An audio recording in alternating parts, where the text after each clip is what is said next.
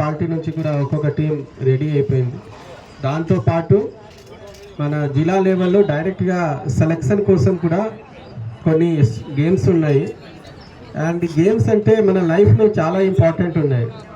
Games and sports ఇప్పుడు రాష్ట్ర ప్రభుత్వం చాలా ప్రమోట్ చేస్తున్నారు. మీ అందరూ ఐ థింక్ స్పోర్ట్స్ యూనివర్సిటీ గురించి కూడా విన్నారు. సో రాష్ట్ర ప్రభుత్వం ఒకటి స్పోర్ట్ యూనివర్సిటీ కూడా ఏర్పాటు చేస్తున్నారు.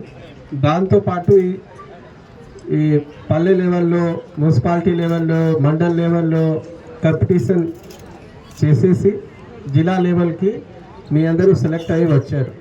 మీ అందరూ మంచిగా ఆడాలి.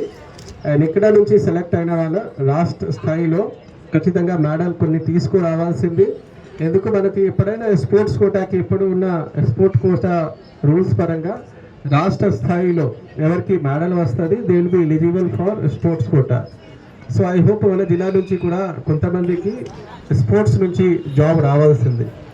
దాంతోపాటు స్పోర్ట్స్ నుంచి ఒక మంచిగా ఫిజికల్ ఫిట్నెస్ ఉంటుంది, ఒక పీస్ ఆఫ్ మైండ్ ఉంటుంది.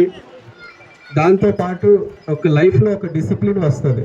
So this is all are important in life for success.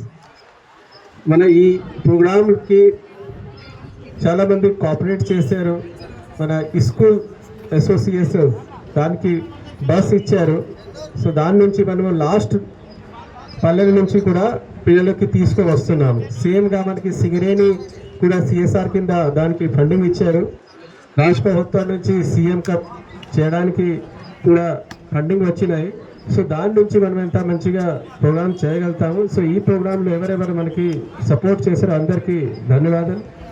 And I hope మీ అందరూ స్పోర్ట్స్ మంచిగా ఆడి స్పోర్ట్స్లో రూల్స్ పరంగా ఫాలో చేసేసి మన జిల్లాకి మంచి పేరు తీసుకువస్తారు. Thank you.